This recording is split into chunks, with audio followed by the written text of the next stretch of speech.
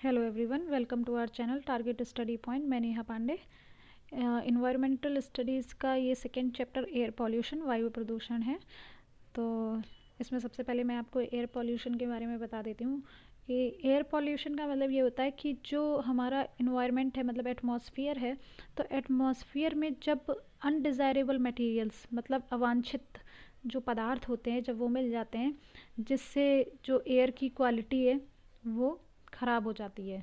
तो एयर की जब क्वालिटी ख़राब हो जाती है, जो कि हमारे मतलब ह्यूमंस पे, प्लांट्स पे और एनिमल्स पे सभी पे इफ़ेक्ट डालती है, जिसका काफ़ी ज़्यादा इफ़ेक्ट पड़ता है हमारे लाइफ में, तो उसको हम एयर पॉल्यूशन कहते हैं। तो एयर पॉल्यूशन में जो एटमॉस्फेयर है उसमें काफ़ी गैसेस जो है मिल जाती हैं, धूल, धुआं, इस तरीके की जो चीज़ें मिल जाती हैं, जिसकी वजह से एयर पॉल्यूशन होता है। तो मैं एयर पॉल्यूशन के पॉल्यूटेंट्स के बारे में बताती हूँ आपको कि एयर पॉल्यूटेंट्स मतलब जो एयर में पॉल्यूशन क्रिएट करते हैं, मतलब वायु में जो प्रदूषण उत्पन्न करते हैं, उनको हम वायु प्रदूषक या फिर एयर पॉल्यूटेंट्स कहते हैं। तो ये दो टाइप के होते हैं। एक नेचुरल एयर पॉल्यूटेंट्स मतलब प्राकृतिक वायु प्रदूषक, और आर्टिफिशियल एयर पॉल्यूटेंट्स मतलब कृत्रिम वायु प्रदूषक। तो जो नेचुरल एयर पॉल्यूटेंट्स हैं, नेचुरल एयर पॉल्यूटेंट्स का मतलब ये है कि जो हमें नेचर से मिलते हैं। तो जो नेचर यानी कि प्रकृति के थ्रू जो एयर पॉल्यूशन कर रहे हैं, तो वो air pollutant natural air pollutants कहलाते हैं। जैसे फ्यूम्स, स्मोक, वोल्केनिक इरप्शन हो गया, पोलन ग्रेन्स ऑफ फ्लावर हो गया, मतलब जो धुंध है, धुआं है, और जो स्मॉग है, और जो ज्वालामुखी जब फटता है तो ज्वालामुखी के फटने से काफ़ी धुआं निकलता है, या फिर जो फूलों का परागकण होता है, तो इस फूलों के परागकण में भी काफ़ी कार्बन डाइऑक्साइड गैस निकलती है। तो ये जो प्राकृतिक क्रियाएं, इन प्राकृतिक क्रियाओं के द्वारा जो मतलब जैसे आंधी आ रही है, तूफान आ रहा है, तो वो भी एक नेचुरल एयर पॉल्यूटेंट्स का काम करते हैं, क्योंकि आंधी तूफान के आने में जो धूल डस्ट उड़ती है तो वो नेचर से ही उड़ती है। तो ये सारी चीज़ें जो हैं वो आते हैं नेचुरल एयर पॉल्यूटेंट्स में। इसी तरीके से जो कृत्रिम एयर पॉल्यूटेंट्स हैं, मतलब आर्टिफिशियल एयर पॉल्यूटेंट, इसमें जो इंडस्ट्रीज़ हो गई, कृषि मतलब एग्रीकल्चर हो गया, या पॉपुलेशन, हम लोगों की वजह से ही काफ़ी carbon dioxide gas, carbon monoxide gas, hydrogen sulphide gas, sulphur dioxide gas, ammonia, nitrous oxide gas, chlorine, lead, hydrocarbons, इस तरीके के कई सारे जो कंपाउंड हैं जो हवा में मिल जाते हैं जाके, जो गैसेज हैं मिल जाती हैं जाके एयर में, तो ये आर्टिफिशियल एयर पॉल्यूटेंट्स कहलाते हैं। इसके बाद मैं और आपको डिटेल में इनके सोर्सेज बताती हूँ। सोर्सेस ऑफ एयर पॉल्यूशन मतलब एयर पॉल्यूशन के क्या स्रोत हो सकते हैं, किन की वजह से एयर पॉल्यूशन फैलता है। तो अभी आपको पॉल्यूटेंट्स के बारे में बता ही दिया था, तो जिसमें नेचुरल पॉल्यूटेंट्स हैं एयर पॉल्यूटेंट्स, और आर्टिफिशियल एयर पॉल्यूटेंट्स हैं। तो वही सोर्स भी हैं यहाँ पर। तो जैसे सबसे पहले जो पॉइंट दिया हुआ है कि बाय नेचुरल सोर्सेस, यानी कि प्राकृतिक स्रोत द्वारा। तो अभी जैसे मैंने आपको बताया था कि जो strong winds and storms raising dust, मतलब जो तेज़ हवाएं, आंधी तूफान जो चलते हैं, तो वो धूल को उड़ाती हैं, और धूल को उड़ाने की वजह से ये डस्ट जो है वो हवा में मिल जाती है, जो एयर पॉल्यूशन करती है। सेकेंड पॉइंट दिया हुआ है volcanic eruption releasing poisonous gases like CO, SO2 और H2S। तो जो वॉल्केनिक इरप्शन का मतलब होता है ज्वालामुखी का फटना। तो जब ज्वालामुखी फटता है तो बहुत सारी पॉइजनस गैसेस रिलीज़ होती हैं, जैसे कार्बन डाइऑक्साइड, वो कार्बन मोनोऑक्साइड गैस हो गई, कार्बन डाइऑक्साइड गैस हो गई, सल्फर डाइऑक्साइड गैस हो गई, या फिर H2S गैस हो गई। तो ये बहुत ही ज़्यादा पॉल्यूशन क्रिएट करती हैं गैसेस। ठीक इसी तरीके से थर्ड नंबर जो दिया हुआ है वो pollen grains of flowers. Pollen grains of flowers मतलब जब फूलों का परागकण होता है, तो उस समय बहुत ही ज़्यादा कार्बन डाइऑक्साइड गैस रिलीज़ होती है, जिसकी वजह से एयर पॉल्यूशन होता है। उसके बाद जो सेकेंड पॉइंट है कंबशन ऑफ गैसोलीन, ये आ जाता है आर्टिफिशियल एयर पॉल्यूशन में।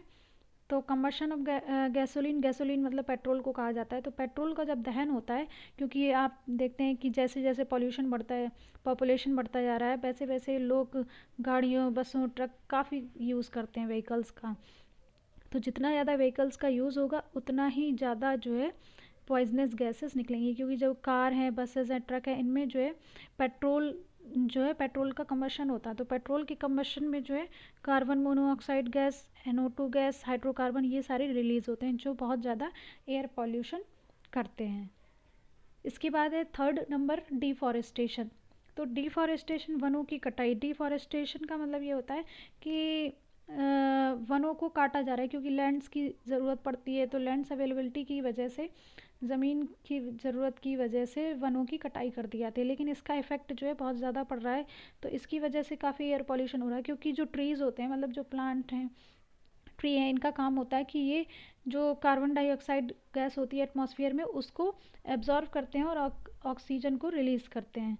तो अब जब पेड़ को काट दिया जाएगा तो कार्बन डाइऑक्साइड गैस कैसे एब्जॉर्व होगी, तो इसी वजह से जो है वनों की कटाई की वजह से भी काफ़ी एयर पॉल्यूशन बढ़ रहा है। इसके बाद use of pesticide in agriculture.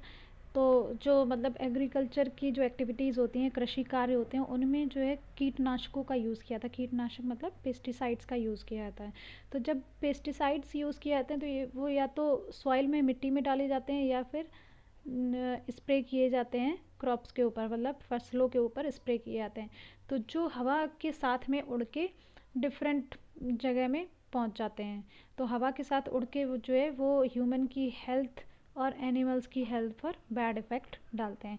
तो यानी कि जो कृषि कार्यों में जो कीटनाशक हैं, पेस्टिसाइड हैं, वो भी एयर पॉल्यूशन फैलाने में उनका भी कंट्रीब्यूशन होता है। क्यों कंट्रीब्यूशन होता है? क्योंकि वो मिट्टी में डाले जाते हैं या फिर फसलों, पेड़ पौधों के ऊपर डाले जाते हैं, तो जो हवा के साथ में उड़ के एयर को पॉल्यूट कर देते हैं। इसी तरीके से इंडस्ट्रीज़, तो इंडस्ट्रीज़ से बहुत ही ज़्यादा एयर पॉल्यूशन होता है क्योंकि जो चिमनी लगी रहती हैं उनसे बहुत ही ज़्यादा धुआं निकलता है, और जो इंडस्ट्रीज़ से निकला हुआ जो मटेरियल होता है, पॉइजनस गैसेस होती हैं, जैसे पेपर मिल हो गई, शुगर मिल हो गई, लेदर इंडस्ट्री, डिफरेंट टाइप की जो भी इंडस्ट्रीज़ हैं, तो इनमें जो है पॉइजनस गैसेस रिलीज़ होती हैं इनके थ्रू। कार्बन मोनोऑक्साइड हो गई, कार्बन डाइऑक्साइड हो गई, sulphur dioxide, H2S, NO, NO2। तो ये बहुत ही ज़्यादा इनकी वजह से, जो चिमनी से धुआं निकलता है, इनकी वजह से काफ़ी ज़्यादा एयर पॉल्यूशन बढ़ता है। इसके अलावा पॉपुलेशन ग्रोथ मतलब बढ़ती आबादी। तो आपको पता है कि जितनी ज़्यादा पॉपुलेशन बढ़ती जाएगी उतनी ही ज़्यादा लोग ब्रीदिंग करेंगे, जितनी ज़्यादा ब्रीदिंग करेंगे उतनी ही ज़्यादा कार्बन डाइऑक्साइड गैस रिलीज़ होगी। तो एक रीज़न तो ये हो गया। बाकी का जितनी ज़्यादा पॉपुलेशन बढ़ेगी उतनी ही ज़्यादा नीड्स भी बढ़ेंगी, और जितनी ज़्यादा नीड्स बढ़ेंगी उतना ही ज़्यादा जो है चीज़ों को यूज़ किया जाएगा जो एयर पॉल्यूशन क्रिएट करते हैं और एटमॉस्फेयर को डिस्टर्ब करते हैं। तो ये मैंने आपको कुछ सोर्सेज बताए हैं, सोर्सेज के कुछ पॉइंट बताए हैं। इसके बाद तो ये तो थे सोर्सेज जिनकी वजह से एयर पॉल्यूशन बढ़ता है, मतलब एयर पॉल्यूशन होता है। इसके अलावा मैं आपको एयर पॉल्यूशन के क्या इफ़ेक्ट हैं वो बताती हूँ।